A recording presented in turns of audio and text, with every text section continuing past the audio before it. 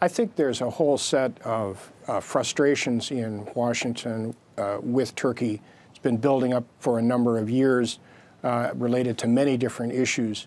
The continued detention of Pastor Brunson, as well as 3 employees of the U.S. Embassy in Turkey, is an additional big source of irritation for President Trump, who has decided, I think, that this matter needs to be resolved. Turkey, likewise, is, I think, kind of dug in its heels. President Erdogan, quite truculent and difficult on this issue.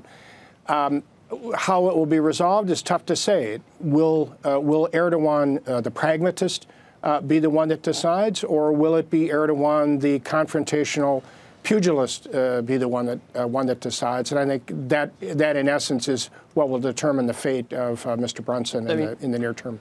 Erdogan is not our perfect, I guess, leader for an ally, a NATO ally, but I guess we always think about the counterfactual. It could be worse than him, but we wouldn't necessarily be particularly enthralled with this gentleman if it wasn't in our interest to back him, would we? I mean, there's a lot of downside to this particular individual.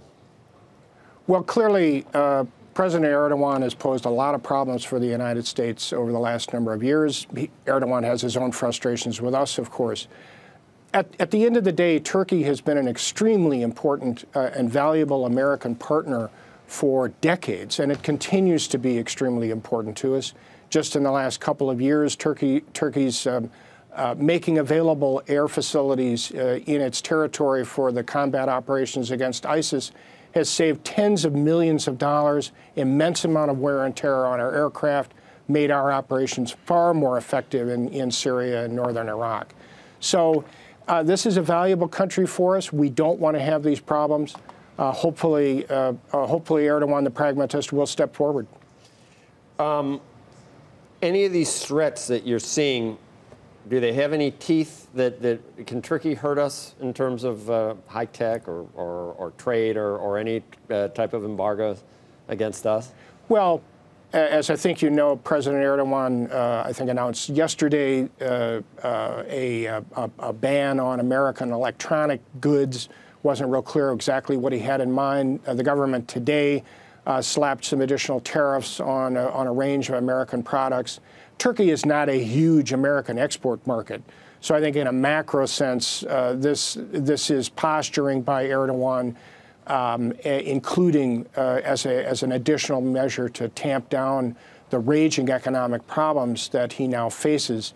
But it will have that in and of itself will have relatively little effect on the United States. The bigger problems, of course, have to do with contagion, as scrutiny with respect to emerging markets elsewhere in the world really gets underway, and then you can have some undertows that affect the United States directly and indirectly.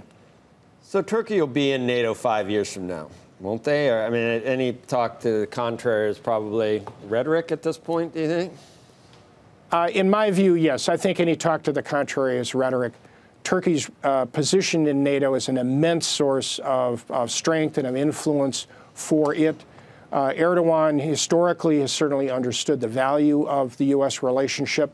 I think he still does. Obviously, he's taken immense risks with that relationship, as is now playing out with respect to Pastor Brunson and the others. And one hopes that he'll find some ways to change his approach. Do you think that it's reasonable for Erdogan to want us to send back that Pennsylvania individual that he blames for the attempted coup? Is that a reasonable request? Is it, quid pro quo with our request for the people they have that we want back? I think there is absolutely no equivalency in the matter of Pastor Brunson and other American staffers who are being detained in Turkey on the one hand and Fethullah Gulen on the other. To turn to the heart of your question, is it a reasonable request? Of course it's a reasonable request. Turkey has filed an extradition request with the United States for the return of Fethullah Gulen to Turkey. That's a legal procedure. It requires evidence. It involves an adversarial proceeding before a judge. And at least from the information that's available, it seems that Turkey's case has been longer on accusations and shorter on evidence to substantiate the extradition request, and there has been some effort that Washington has made to try to work with the Turks to better substantiate that. And I hope that work can continue. All right, Ambassador Wilson, thanks for your time this morning. We appreciate it. You're in Minnesota.